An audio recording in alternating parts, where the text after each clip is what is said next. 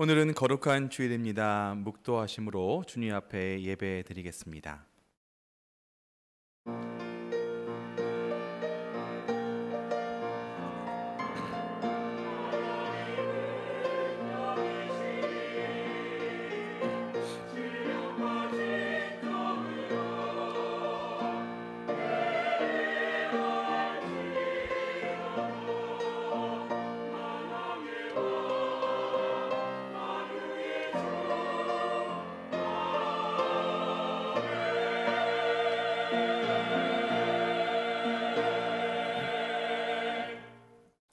너희는 여호와께 감사하며 그의 이름을 불러 아뢰며 그가 행하신 일을 만민 중에 알릴지어다.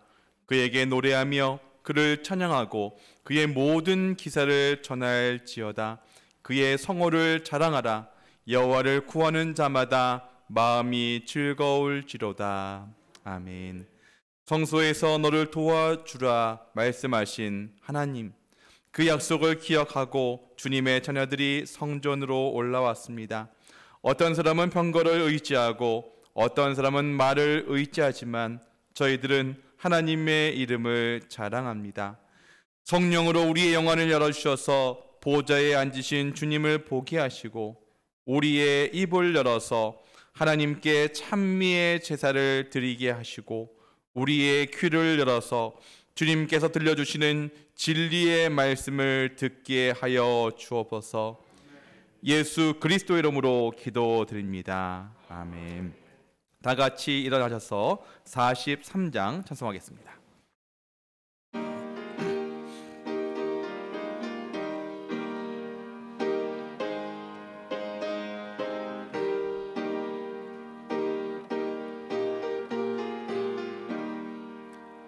즐겁게 안식할 날, 반갑고 좋은 날, 내 마음을 편케 하니 즐겁고 기쁜 날, 이 날에 천하 만민이 다 보좌 앞에서 참 되신 삼위일체 다 찬송 부르네.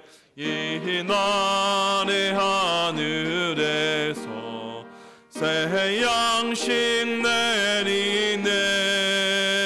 성회로 모이라고 종소리 울리네.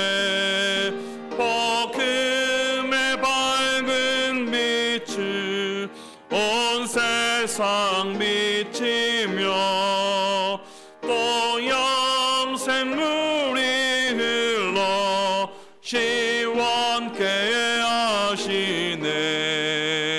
이 주일 지킴으로 새 은혜 입어서 영원히 쉬는 곳에 다 올라갑시다.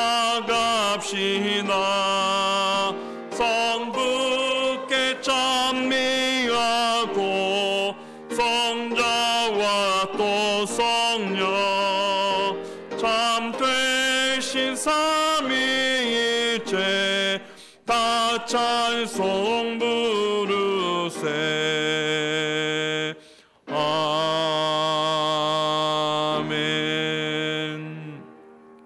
사도신경으로 우리의 신앙을 주님 앞에 고백 드리시겠습니다. 나는 전능하신 아버지 하나님, 천지의 창조주를 믿습니다. 나는 그의 유일하신 아들 우리 주 예수 그리스도를 믿습니다. 그는 성령으로 잉태되어 동정녀 마리아에게서 나시고 본디오 빌라도에게 고난을 받아 십자가에 못 박혀 죽으시고 장사된 지 사흘 만에 죽은 자 가운데서 다시 살아나셨으며 하늘에 오르시어 전능하신 아버지 하나님 우편에 앉아 계시다가 거기로부터 살아있는 자와 죽은 자를 심판하러 오십니다. 나는 성령을 믿으며 거룩한 공교회와 성도의 교제와 죄를 용서받는 것과 몸의 부활과 영생을 믿습니다. 아멘. 예배를 위해서 유일식 장로님 기도 인도하시겠습니다.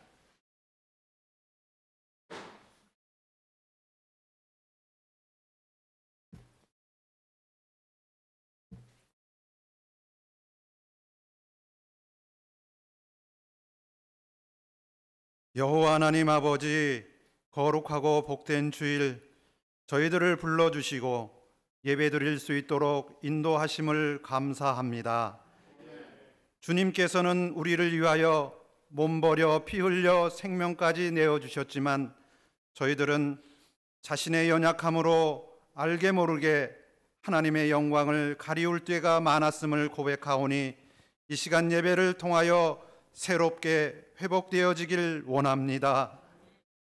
이 나라의 민족, 온 세계 열방이 코로나19로 인하여서 한 번도 경험하지 못한 어려운 터널을 지나고 있사온데 주여 국류를 베풀어 주시사 속히 모든 바이러스와 질병으로부터 노임받는 하나님의 은혜를 허락하여 주옵소서.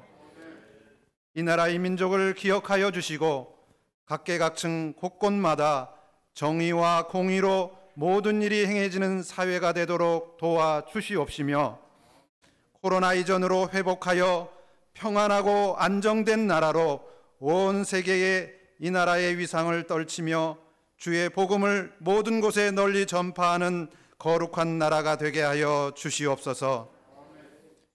희년을 향해 가는 주님의 몸된 영동중앙재단을 사랑하시는 하나님, 교회에 속한 한 심령마다 성령 충만함을 허락하시어서 하나님께 예배함을 우선으로 하고 말씀을 사모하며 말씀을 깨달아 말씀의 능력으로 삶을 살아가며 선교하며 전도하고 구제하는 일에 앞장서는 교회와 성도들이 되게 하옵소서. 훈련하며 교육하고 교제하는 일도 열심으로 나아갈 때에 신약시대 초대교회가 성장하여 부흥함으로 나아가는 것처럼 영동중앙교회도 그러하게 하옵소서. 이제 올 한회기를 마무리하는 달입니다. 그간 어려움 가운데서도 인도하신 하나님의 은혜를 감사드립니다. 교회에 지체된 각 기관의 임원들이 새로 선출되게 하시고 새롭게 시작하고자 하오니 더욱더 하나님의 은혜를 간구합니다. 더욱더 충성하게 하옵소서. 하나님을 기쁘시게 하고 회원들이 합심하여 주님의 뜻을 온전히 행하는 충성된 종들과 기관들로 인도하여 주옵소서. 여호와 라파 치료하시는 하나님, 여러 가지로 연약하고 아픈 부분을 가지고 있는 저희들을 강건하게 하여 주시옵소서. 마음이 상한 분들을 말씀으로 기도로 위로하여 주시고 몸과 마음의 질병으로 고통받는 분들을 주님의 능력의 손, 보혈의 손으로 안수하여 주시사 깨끗이 나음받고 회복하여 하나님의 자녀로서 허락하신 역할과 사명을 잘 감당할 수 있도록 도와주시옵소서. 수학능력고사에 임하는 자녀들에게 주님 주시는 평안함과 지혜와 명철을 허락하시어서 목표하는 진학의 결과로 도와주시옵소서. 새로운 가정을 이룬 우리의 자녀들과 학업으로 해외로 군입대로 멀리 떨어져 있는 자녀들, 모든 우리의 자녀들에게 그들의 길을 인도하시는 하나님의 보살핌의 은혜를 덧입혀 주시옵소서.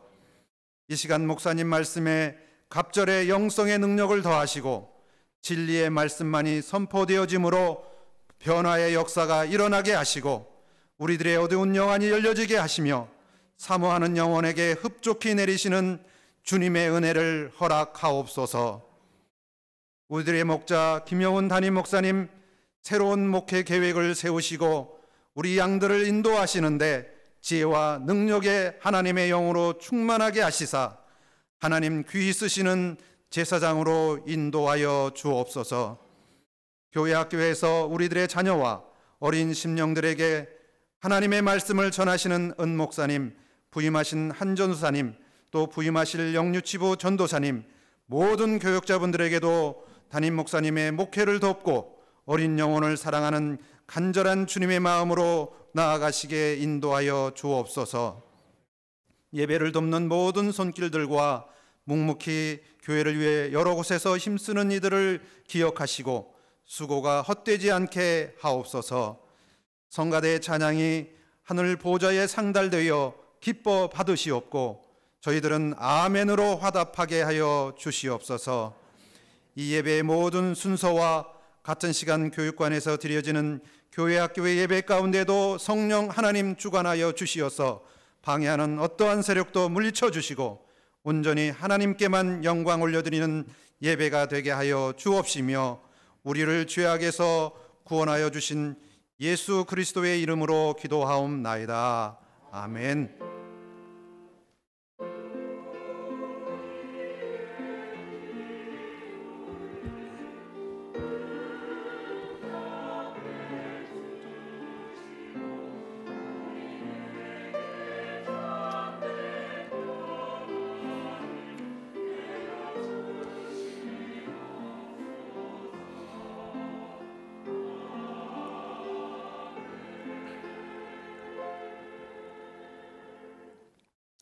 교독문 49번 시편 108편 같이 교독하겠습니다.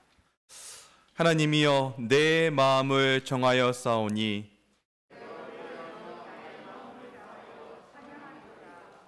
비파야 수구마 깰지어다. 여호와여 내가 만민 중에서 주께 감사하고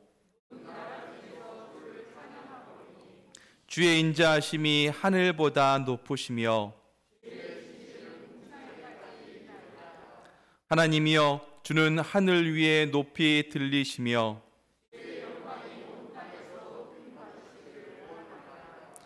주께서 사랑하시는 자들을 건지시기 위하여 우리에게 응답하사 오른손으로 구원하소서.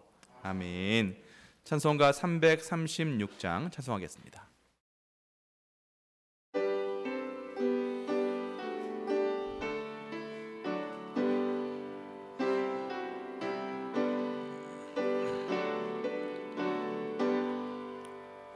환난과 핍박 중에도 성도는 신앙 지켰네. 이 신앙 생각할 때에 기쁨이 충만하도다. 성도의 신앙 따라서 죽도록 충성하겠네. 혹중에 매일 성도나 양심은 자유 얻었네. 우리도 고난 받으며 죽어도 영광 되도다. 성도의 신앙 따라서 죽도록 충성하겠네. 성도의 신앙 본받아 원수도 사랑하겠네. 인자한 언어 행실로 이 신앙 전파하리라. 성도의 신앙 따라서 죽도록 충성하겠네.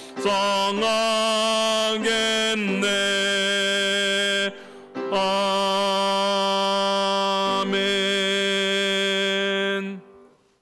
하나님의 말씀은 구약성경 욥기 23장 10절 한 절의 말씀입니다. 구약성경 784페이지입니다. 제가 봉독하겠습니다. 그러나 내가 가는 길을 그가 아시나니 그가 나를 단련하신 후에는 내가 순금같이 되어 나오리라. 아멘. 할렐루야 성가대에서 아름다운 교회 되게 하소서라고 한 제목을 찬양하시겠습니다.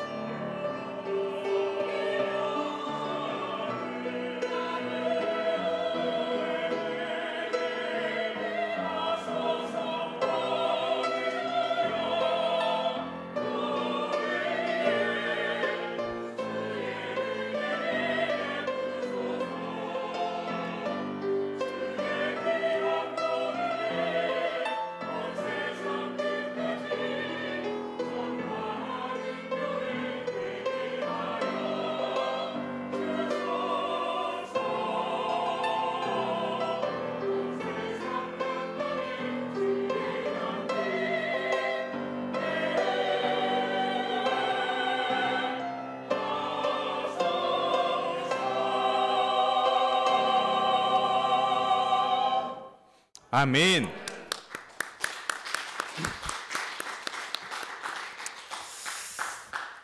은혜로운 찬양 감사드립니다. 찬양대가 찬양했던 것처럼 우리 영동중앙교회가 이런 아름다운 교회 되기를 주님의 이름으로 축복합니다.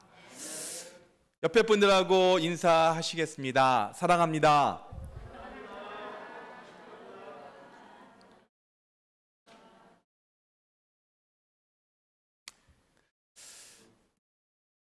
지난주에는 저희가 성경 통독을 하면서 욥기서를 읽었습니다.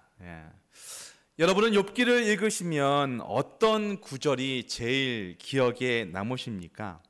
제 생각에는 아마 이 두 구절이 아닐까 생각이 되어지는데 욥기 8장 7절 말씀입니다. 내 시작은 미약하였으나 내 나중은 심히 창대하리라. 식당에 가든지 아니면 사업장에 가면 이 말이 있습니다. 근데 사실 이거는 욥의 친구였던 수아 사람 빌닷이 말한 것이고요. 두 번째로 유명한 말씀이 오늘 읽었던 말씀입니다. 자, 우리 같이 한번 읽어볼까요? 시작. 그러나 내가 가는 길을 그가 아시나니 그가 나를 단련하신 후에는 내가 순금같이 되어 나오리라. 이 말씀도 참 유명합니다. 그래서 이 말씀으로 된 그런 찬양이 있기도 합니다. 이 말씀이 은혜가 되는 것은 우리가 욥까지는 아니어도 고난을 당하고 있지만 이 고난은 주님께서 나를 단련하시는 것이고 이 단련이 끝난 후에는 내가 순금같이, 옛날 버전에는 정금같이라고 되어 있죠. 정금같이 될 것이다 라고 하는 희망을 주기 때문에 이 말씀이 은혜가 되는 게 아니겠습니까? 여러분은 욥기를 읽으시면서 어떻게 읽으셨습니까? 욥은 사실 읽기가 편한 책은 아닙니다. 내용이 조금 어렵습니다. 그럼 욥기의 내용을 한번 전체적으로 한번 살펴보도록 하겠습니다. 욥은 세 부분으로 구성되는데 전부 논쟁으로 가득합니다. 첫 번째 논쟁은 1장부터 2장까지 하나님과 사탄의 사이에서 욥의 믿음에 대한 논쟁입니다. 두 번째는 3장부터 37장에 나오는 욥과 세 친구들, 그리고 엘리후와의 논쟁입니다. 욥의 고난에 대해서 세 친구들의 이해, 그리고 욥의 반론입니다. 그리고 세 번째는 38장부터 42장까지인데 하나님과 욥의 논쟁입니다. 오늘은 그 두 번째 논쟁의 내용을 좀 살펴보도록 하겠습니다. 욥은 친구들과 논쟁을 벌입니다. 크게 세 차례의 논쟁을 벌여요. 첫 번째 논쟁의 주제가 뭐냐면 친구들이 이런 말을 하는 겁니다. 욥아, 네가 고난 받는 걸 보니까 너 죄를 지었나 보다. 그러니까 빨리 회개하고 돌아와라. 그러면 하나님이 회복시켜 줄 거야. 그러니까 돌아와라. 이렇게 말하자 욥은 이렇게 말합니다. 나는 죄 때문에 고난받는 것이 아니야. 그러면 욥아, 네가 의인이냐? 아니, 나는 의인은 아니지만 내 죄 때문에 고난받는다고 생각하지 않아. 이것이 첫 번째 논쟁입니다. 두 번째 논쟁입니다. 죄의 결과는 고통이라는 겁니다. 그런데 하나님의 심판은 정확하거든. 너의 고난의 극심함은 내 죄의 크기를 드러내는 거야. 그런데 너는 그런 고난 속에서도 회개하지 않고 돌아오지 않으니까 너는 정말로 악한 사람이야. 욥은 대답합니다. 세상에는 형통한 죄인도 많이 있거든. 그러므로 고난 중에 있다고 나를 무조건 죄인이라고 몰아붙이지 마라. 그러나 친구들은 그 말을 받아들이지 않습니다. 죄인이 회개하지 않으면 소망이 없다고 매도합니다. 그러자 욥이 반박합니다. 나의 구속자는 살아계신다. 나를 알고 나를 건져줄 분은 살아계시고 그분은 언젠가 분명히 이 고난의 의미를 밝혀주실 거라고. 그리고 나는 다른 악인과 다르다고. 다른 악인들은 고난이 오면 하나님을 원망하고 하나님으로부터 멀어지고 낙심하는데 나는 그렇지 않다고. 이 고난도 하나님의 사람 속에 있는데 나는 이것을 이해하고 있고 고난 속에서 하나님께 더 가까이 있다고. 그러니 나를 다른 사람들처럼 매도하지 말라고 항변을 하게 됩니다. 그리고 이 욥기 22장부터는 세 번째 논쟁이 시작됩니다. 엘리바스가 이렇게 공격을 합니다. 욥기 22장 2절에서부터 3절까지입니다. 사람이 어찌 하나님께 유익하게 하겠느냐? 지혜로운 자도 자기에게 유익할 따름이니라. 내가 의로운들 전능자에게 무슨 기쁨이 있겠으며 내 행위가 온전한들 그에게 무슨 이익이 되겠느냐. 무슨 얘기냐면 너 같은 존재가 하나님께 무슨 유익이 되겠느냐 이렇게 말하는 것입니다. 너 하나님 앞에 있으나 마나한 쓸모없는 존재야. 이렇게 엘리바스가 얘기하는 것이죠. 이 말을 듣고 이 말을 하느냐, 왜 이런 말을 하느냐 하면서 욥은 자기는 죄가 없다고 그랬잖아요. 하나님이 나의 구속자라 그랬잖아요. 나는 다른 악인들과는 다르다 그랬잖아요. 그래봐야 하나님은 너 욥에게 관심이 없다 이렇게 말하는 것입니다. 왜 이런 말을 하냐면 욥은 지금 하나님과 욥과의 관계에 대해서는 관계가 없습니다. 그는 단지 지금 눈에 보이는 고난만을 바라보고 있다라고 하는 것입니다. 고난이 있는데 하나님이 너를 사랑하실 리가 없어. 하나님이 너를 사랑한다면 건강을 주고 물질을 주고 형통함을 주고 너가 원하는 것을 줘야지 왜 네가 고난을 당하고 있는데 그것이 하나님이 사랑하시는 거야 라고 하면서 너 고난받는 거 보니까 하나님 앞에 아무 쓸모가 없는 거야. 지금 이렇게 얘기하고 있는 것입니다. 근데 이 엘리바스의 논리가 굉장히 무섭습니다. 이것은 어쩌면 오늘 현대를 살아가는 우리도 이런 생각을 할 수가 있습니다. 하나님을 믿는데 왜 고난이 있지? 하나님을 믿는데 왜 아프지? 하나님을 믿는데 왜 잘 안 되는 것이 있지? 하면서 엘리바스의 이 논리가 어쩌면 하나님을 믿는 우리 가운데도 이해가 된다라고 하는 것입니다. 고난을 받는다고 하는 것은 하나님께 버림받았다는 뜻이다. 또한 하나님은 멀리 계시거든 고난 중에 너의 음성에 귀를 기울이지 않는다. 또한 네가 하나님께 무슨 유익이 되겠느냐? 너는 하나님께 유익이 없다. 쓸모없는 존재다. 이렇게 말하는 것입니다. 여러분, 어떻게 엘리바스의 말이 맞습니까? 틀립니까? 맞는 것 같아요? 이해가 돼요? 이러면 안 되는데. 틀렸습니다. 하나님을 아주 많이 오해한 겁니다. 여러분, 고난이 하나님께 버림받은 증거입니까?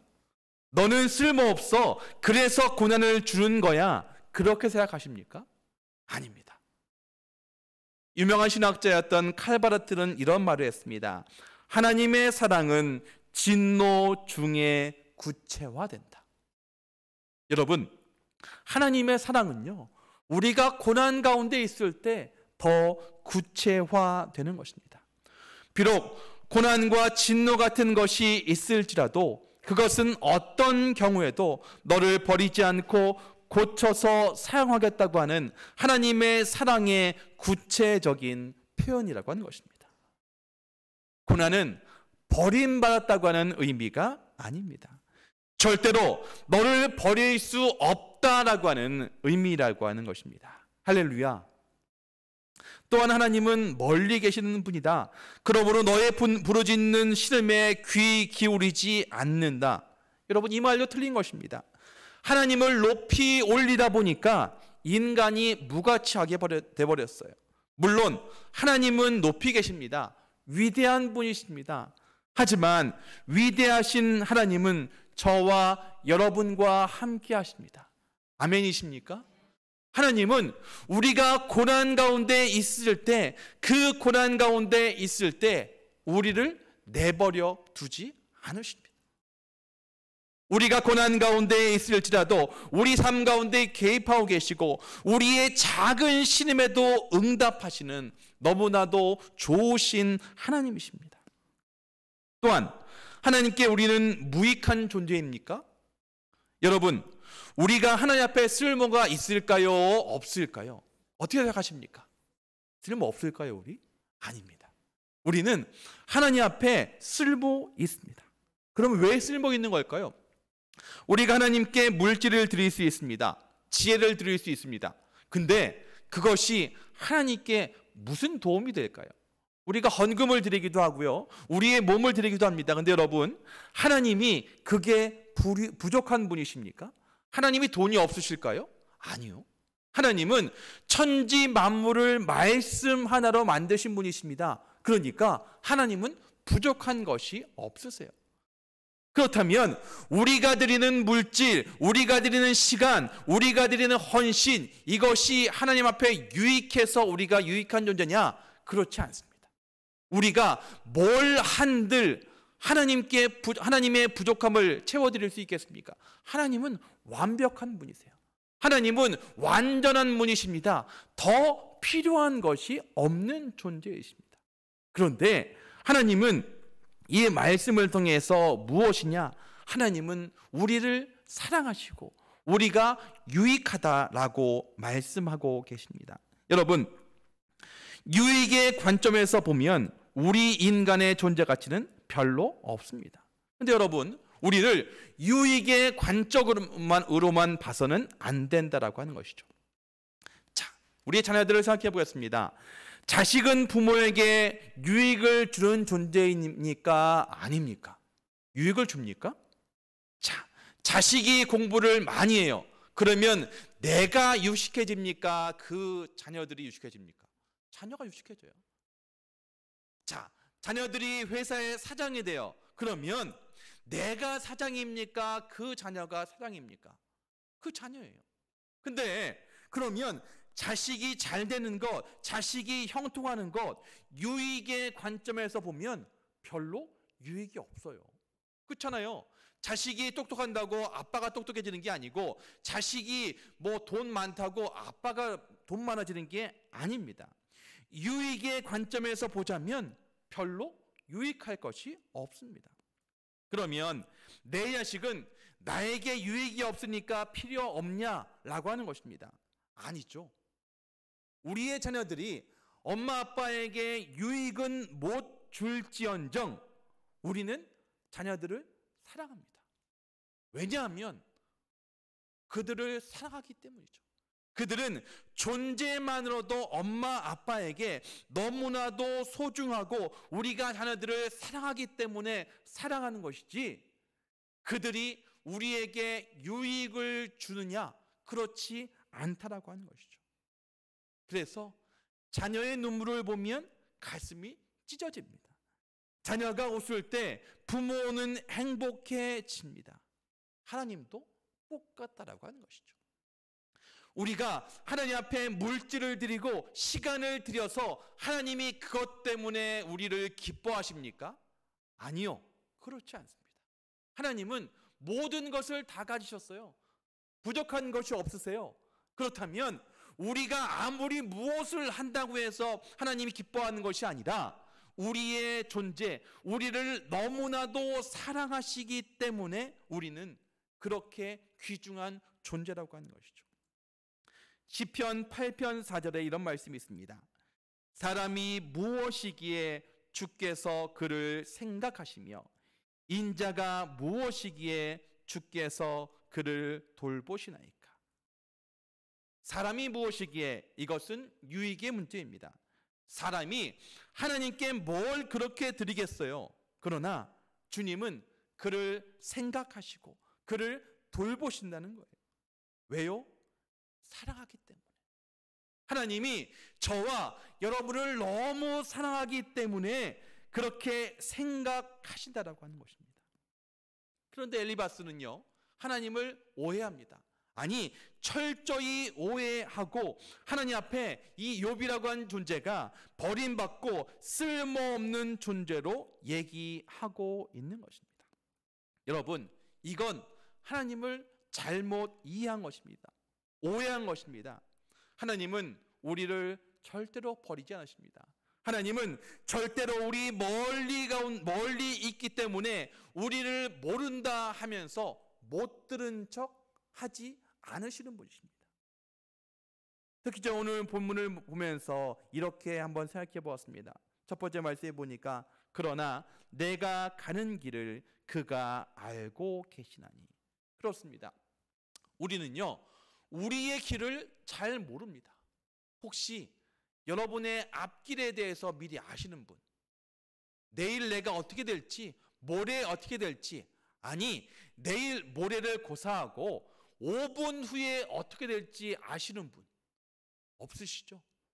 혹시 그런 능력이 있으시면 로또를 사십시오.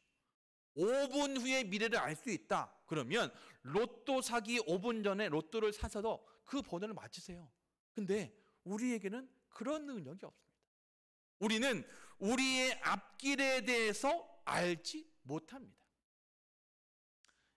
요즘에 프로야구가 이제 한국 시리즈를 합니다. 근데 여러분, 그 팀의 경기의 결과를 안다라고 한다면 응원하겠어요?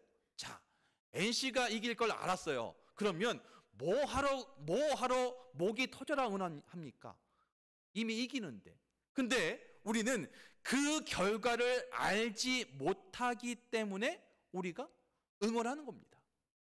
그렇다면 하나님께서 우리의 앞길을 알려주시는 것, 이것은 대단한 축복입니다. 근데 우리는 알고 싶어 해요. 그래가지고 찾아가잖아요. 돈 주면서 우리의 앞길이 어떻게 되겠냐고. 그런 돈 거기다 쓰지 마세요. 몰라요. 그 사람들은 자기가 어떻게 될지도 모르는데 남을 어떻게 알아요. 근데 그러나 내가 가는 길을 그가 알고 계신다.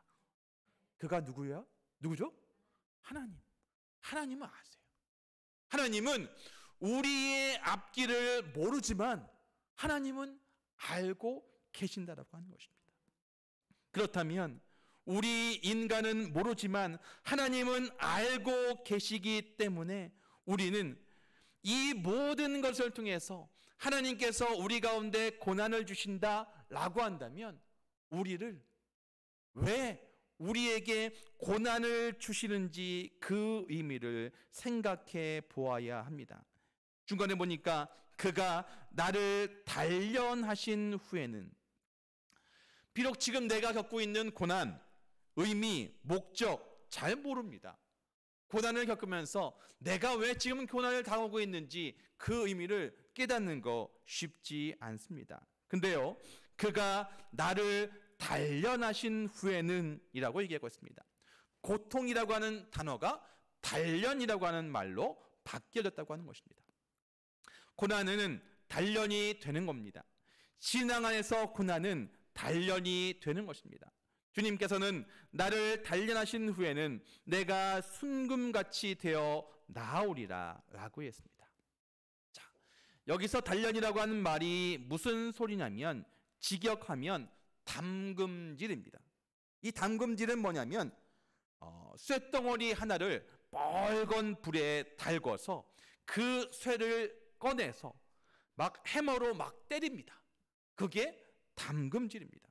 그렇게 되면 뻘겋게 이 달궈진 쇠는요 부드러워집니다. 그래서 이걸 계속 해머로 치게 되면 그 속에서 불순물이 빠져나가게 되고요, 분자의 결합이 치밀해지면서 강철로 변해가는 것입니다. 또한 원석을 많이 캐서 그걸 불에 넣어서 녹여서 가공하면 보석이 됩니다. 이 과정을 담금질, 단련이라고 합니다. 근데 여러분, 아무런 목적이 없이 쇠리를 때리는 사람이 있을까요? 없습니다. 왜 이렇게 담금질을 하면서 쇠를 때립니까? 그렇게 해야지만이 단단해지거든요. 그렇게 해야지만이 불순물이 없어지고 정말 원하는 물건을 만들 수 있기 때문에 담금질을 하는 것입니다. 그렇다면 우리에게 고난의 의미가 무엇이냐? 바로 우리에게 담금질의 의미인 것입니다. 계속 쇠로 때려요. 해머로 때려요. 때리는 동안에 우리 안에 있는 불순물들이 없어집니다. 우리 안에 안 좋은 모습들, 우리 안에 있는 욕망의 마음들, 자존심이 높아지는 마음들, 우리 안에 누군가를 미워하는 마음들, 쇠로 해머로 맞으면서 없어지는 거예요. 그리고 나중에는 원하는 모양으로 되어집니다. 그것을 본문에서는 순금으로 표현했습니다. 사랑하는 성도 여러분, 고난을 받기 전과 고난을 받은 후에 차이가 있을까요? 없을까요? 있습니다. 고난을 통해서 고난을 겪어본 사람만이 그 고난의 의미와 대처하는 법을 배울 수 있는 것입니다. 고난을 받기 전에는 그냥 우리는 쇳덩어리에 불과했습니다. 그러나 담금질을 한 뒤에는 강철이 되는 겁니다. 고난을 받기 전에는 흠도 많고 부실하기도 하고 하나님 앞에 모자란 부분이 많았습니다. 버릴 것이 많았다고 하는 것이죠. 그러나 고난을 거치고 나면 순전해지고 깨끗해지고 단단해지고 견고해지고, 그래서 하나님께서 쓰시려고 하는 모습으로 완전히 변화되어진다, 이렇게 말하고 계시는 것입니다. 그러므로 우리는 고난 중에 있을 때 이것을 알아야 됩니다. 내가 고난을 당하는 거 보니까 하나님이 버리셨네, 그게 아니라요. 내가 고난 중에 있을 때 하나님이 듣지 않으시네, 그게 아니라니까요. 하나님은 고난 중에 있을 때 우리를 보고 계십니다. 하나님은 나를 알고 나를 인도하고 계십니다. 하나님은 지금도 나를 단련하고 계시고 순금을 만드는 과정입니다. 나는 지금 이 고난 속에서 순금으로 변해가는 과정입니다. 할렐루야. 이렇게 말해야 되는 것입니다. 그래야 고난을 넉넉히 견딜 수 있는 것입니다. 주님께서 나를 고통의 영광로로 단련하신 후에 내가 순금같이 되어 나올 것이기에 나는 이 소망을 가지고 감사함으로 믿음으로 고통의 통로를 걸어가야겠다 다짐을 하게 되는 것입니다.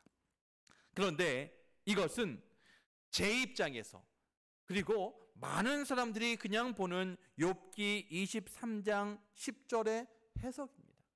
근데요, 우리가 욥기 23장 10절을 조금 더 자세히 보면 정말 이게 이런 의미였을까를 생각하게 됩니다. 무슨 얘기냐면, 자, 욥기 23장에 우리가 보면 처음에 이것은 누가 하는 얘기냐면 욥이 얘기하고 있는 것입니다. 내가 보고 있는데 23장 2절부터 계속 보면 현재 자신의 상황에 대해서 얘기합니다. 하나님을 향해서 탄식합니다. 욥의 친구 엘리바스는 그 전에 나눈 대화에서 욥에게 돌이켜 하나님께로 돌아오라 말하지만 욥은 그의 말을 따를 수가 없습니다. 왜냐하면 그의 고난은 의롭게 살았다고 하는 그런 고난이었거든요. 근데 3절에서 하나님과의 만남을 희망합니다. 그리고 23장 4절에서 하나님과 만나 자신의 입장을 변론하고 5절에서 하나님께서 자신에게 하시고자 하는 말씀을 듣고자 합니다. 그리고 욥은 그 하나님이 자신과 다투지 아니하시고 자신을 주목할 거라고 6절에서 생각합니다. 그리고 7절에서 정직한 자인 자신은 결국 무죄임이 밝혀질 거라 믿습니다. 하지만 문제는 욥이 그토록 하나님을 만나길 원했지만 하나님을 만날 수 없다라고 얘기하는 것입니다. 그래서 여기에서 이제 8절과 9절 같이 제가 보겠습니다. 그런데 내가 앞으로 가도 그가 아니 계시고 뒤로 가도 보이지 아니하며 그가 왼쪽에서 일하시나 내가 만날 수 없고 그가 오른쪽으로 돌이키시나 배울 수 없구나. 무슨 얘기입니까? 지금 욥은 하나님을 만나고 싶습니다. 만나서 무슨 얘기를 하고 싶냐면 하나님 좀 나와보세요. 나오시면 하나님이 오시면 내가 정말로 무죄하다고 하는 것 하나님도 아시죠? 라고 하면서 하나님 제발 좀 저를 좀 만나주세요 하고 얘기하고 있는 것입니다. 그래서 지금까지 23장의 내용을 요약하면 이렇습니다. 나는 죄가 없다. 하나님께서 나를 시험하셔도 나는 무죄임이 증명될 것이다. 하지만 하나님께서 내게 이런 고난을 주시겠다고 하면 누가 되돌리겠는가? 그는 자신이 하고자 하시는 일을 이루실 것이다. 그런 분 앞에서 나는 낮아질 수밖에 없다. 그러니까 우리가 알고 우리가 고난 중에 있는 사람들에게 위로하기 위해서 사용했던 욥기 23장 10절의 말씀의 본래 의미는 욥이 하나님께 하소연하는 겁니다. 하나님 제발 좀 나오시면 하나님도 내가 무죄라고 하는 것 아시잖아요 라고 하면서 욥이 하나님께 항쟁하면서 탄식하면서 하는 그런 내용이라고 하는 것입니다. 근데 우리는 이러한 배경에 대해서는 이해하지 않고 그러나 나의 가는 길을 알지 못하였으나 하나님께서 나의 고난을 통해서 우리를 순금같이 낫게 하실 것입니다 라고 하면서 그 좋은 의미만 쏙 빼서 사용하고 있다라고 하는 것이죠. 물론 이 본문을 통해서 우리 가운데 깨닫게 하시는 그런 의미가 있습니다. 그렇다면 이제 이 논쟁을 통해서, 이 욥기의 내용을 통해서 과연 우리가 깨달아야 될 내용이 무엇이냐라고 하는 것입니다. 처음에 욥기를 설명할 때 첫 번째, 두 번째 논쟁이 있다고 했고 38장부터 42장까지는 하나님과 욥의 논쟁이 있다라고 얘기했습니다. 이제 하나님께서 욥에게 얘기합니다. 너는 더 이상 너 자신을 변명하려 하지 말고 원망과 불평을 하지 말고 잠잠하라, 이렇게 말씀하십니다. 무슨 얘기냐면 너 나한테 그렇게 따박따박 따지는데 너 그 입을 다물어라 라고 말씀하십니다. 38장부터 계속되는 질문입니다. 하나님이 욥에게 질문하십니다. 근데 한두 가지가 아니고요, 77개의 질문을 하십니다. 예를 들면 이런 거죠. 너 땅의 기초가 뭔지 알아? 바다의 근원에 너는 들어가 보았어? 흑암의 처소는 어디 있지? 이런 질문 앞에서 욥이 할 수 있는 일이 뭐가 있을까요? 아니요, 아무 말도 없습니다. 하나님이 77개나 되는 그런 질문 앞에서 욥이 하나도 할 말이 없는 거예요.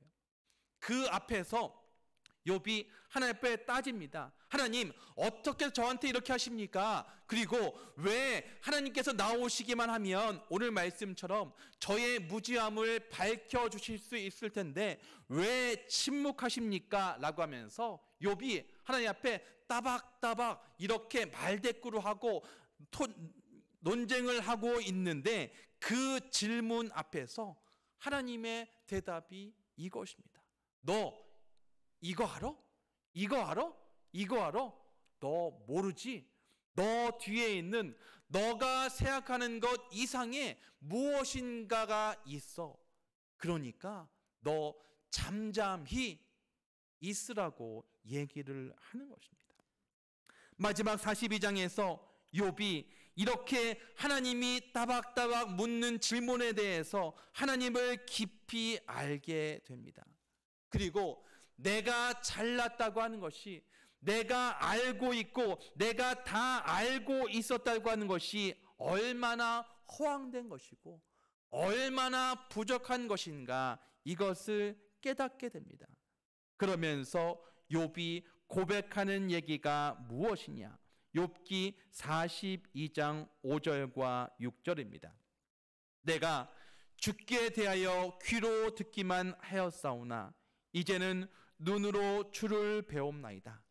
그러므로 내가 스스로 거두어드리고 티끌과 재 가운데에서 회개하나이다. 아멘.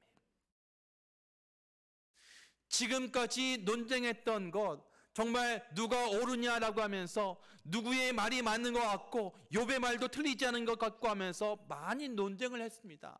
그런데 하나님의 말씀을 듣는 순간, 지금까지 내가 얼마나 어리석었는지, 내가 안다고 하는 것이, 내가 알고 있는 하나님에 대한 지식이라고 하는 것이 얼마나 제한적인가를 생각하다가 고백한 것이, 내가 귀로 듣기만 하였사오나 이제는 눈으로 주를 배움나이다. 이렇게 고백하고 있는 것입니다. 욥의 신앙이 고난을 통과하면서 이제 아주 낮은 단계에서, 초보의 단계에서 아주 상승한 단계로 하나님에 대해서 귀로 듣기만 하다가 이제 눈으로 배움는 그런 성숙한 단계로 바뀌었다고 하는 것입니다. 그래서 말씀의 표현으로는 그 욥의 신앙이 이 고난을 통해서 순금과 같은 신앙으로 바뀌어가는 모습을 보게 됩니다.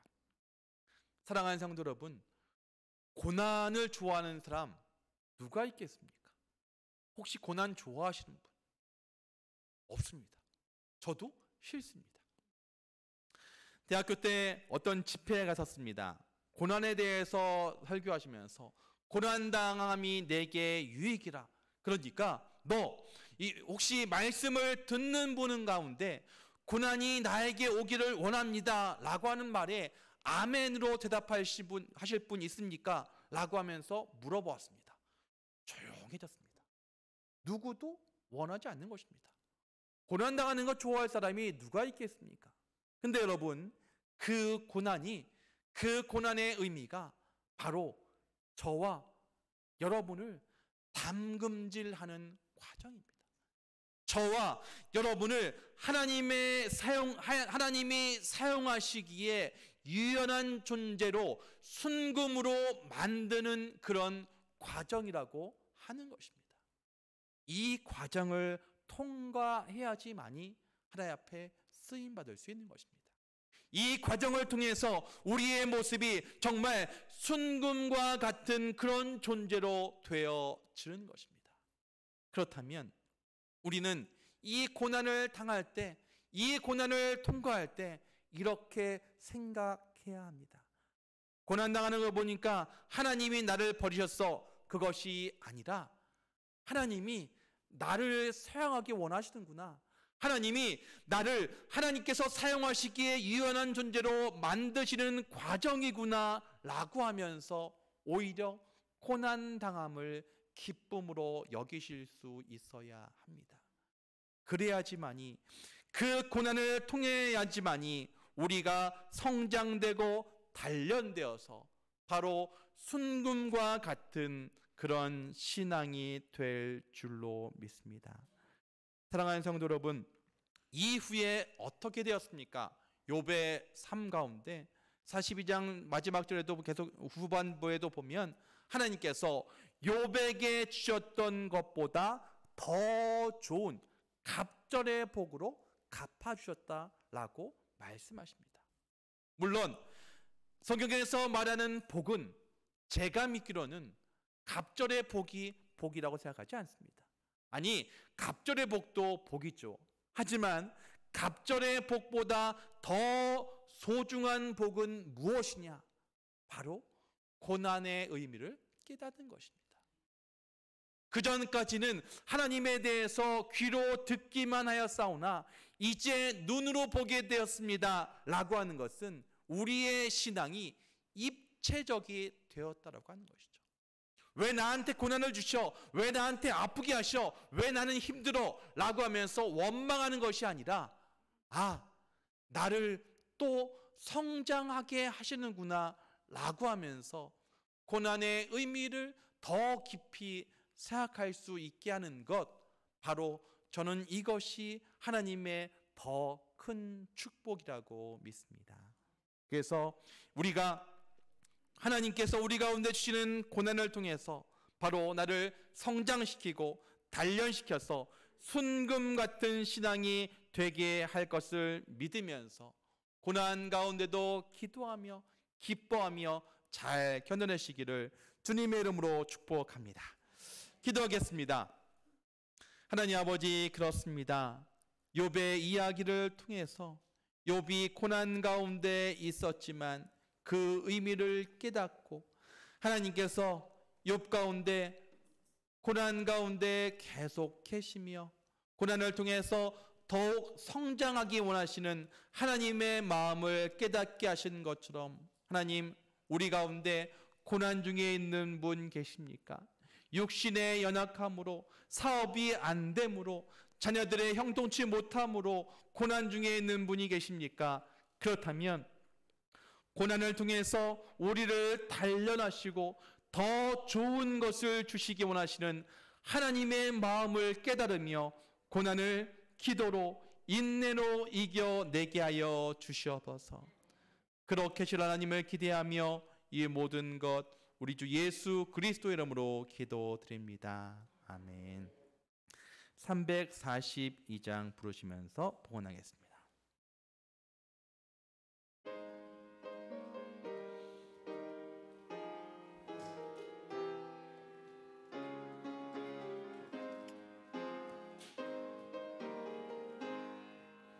너 시험을 당해 죄 짓지 말고 너 용기를 다해 곧 물리치라. 너 시험을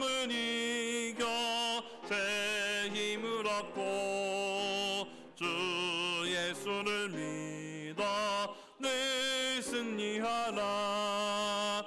우리 구주의 힘과 그의 위로를 빌라. 주님 내 편에 서서 항상 도우시리. 내 친구를 삼가 잘 선택하고 너 언행을 삼가 늘 조심하라. 너 열심을 다해 늘 충성하고 온 정성을 다해 주 봉사하라. 우리 구주의 힘과 그의 위로를 빌라. 주님 내 편에 서서 항상 도우시리. 잘 이기는 자는 상 받으리니. 너 낙심치 말고 늘 전진하라. 내 구세주 예수 힘 주시리니. 주 예수를 믿어 늘 승리하라. 우리 구주의 힘과 그의 위로를 빌라. 주님 내 편에 서서 항상 3절 하겠습니다. 잘 이기는 자는 상 받으리니. 너 낙심치 말고 늘 전진하라. 내 구세주 예수 힘 주시리니. 주 예수를 믿어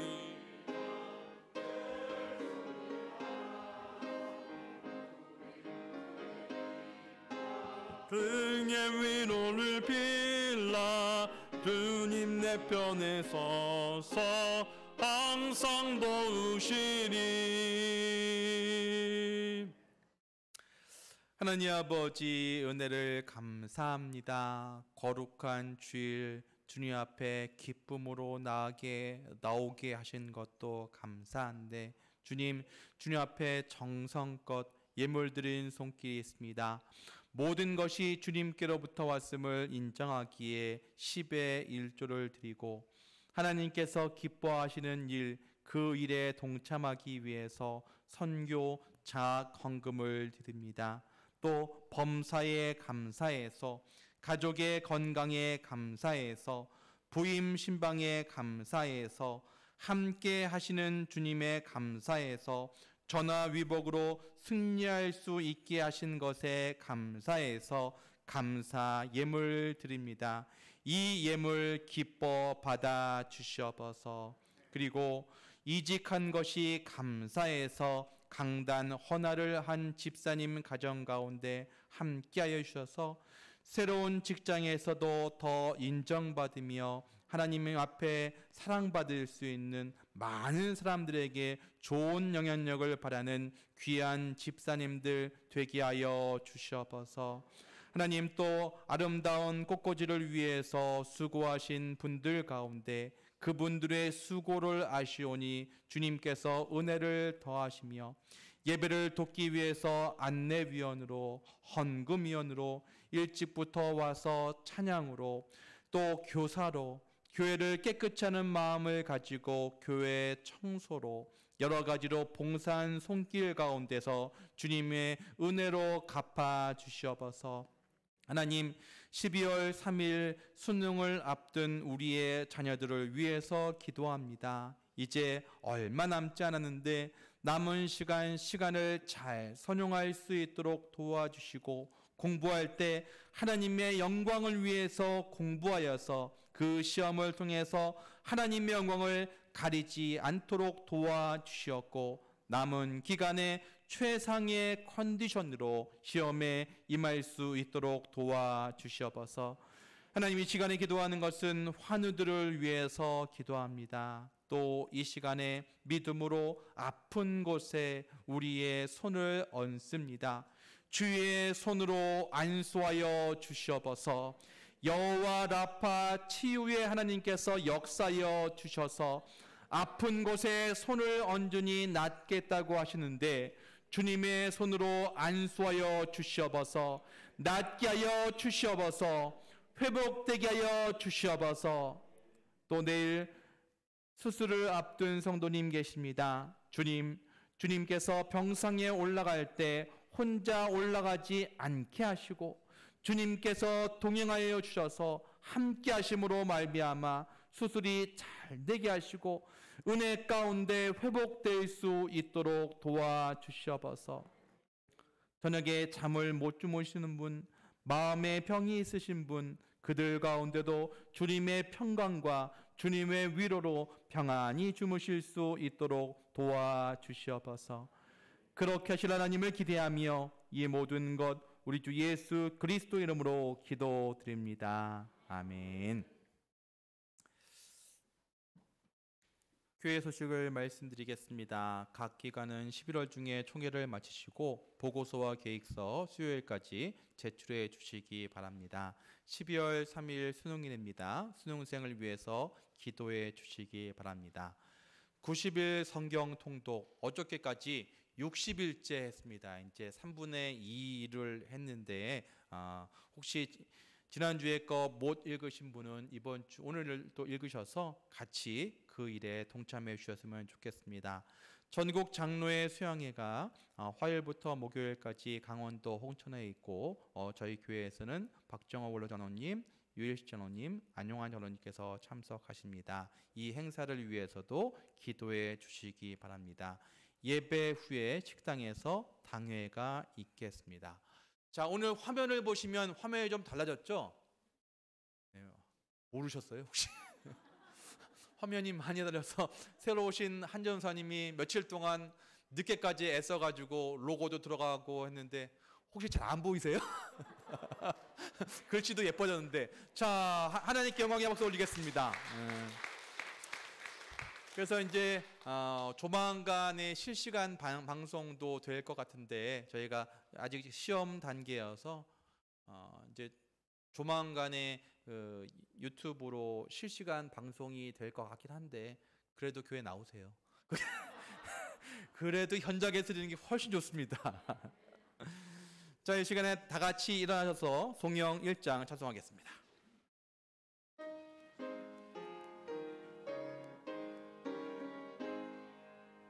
만복의 근원 하나님, 온 백성 찬송 드리고 저 천사여 찬송하세.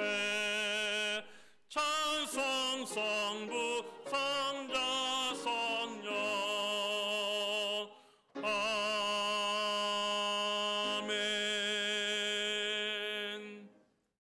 이제는 교회의 머리가 되신 우리 주 예수 그리스도의 은혜와 하나님 아버지의 극진하신 사랑하심과 성령님의 감동, 감화, 충만, 인도, 역사, 교통하심이 고난을 통해서 우리를 더욱더 단단한 신앙으로, 순금 같은 신앙으로 우리를 나가게 하시는 것을 믿고 고난 중에도 기뻐하며 인내하며 살기로 결단하고 돌아가는 모든 성도님들을 위해와 지금도 온 세계 열방 가운데 하나님의 복음을 전하기 위해서 수고하시는 선교사님들을 위해 또 군대에서 나라를 지키며 해외에서 공부하고 일하고 있는 우리의 자녀들 위해 지금부터 영원까지 함께 하시기를 간절히 축원하옵나이다. 아멘.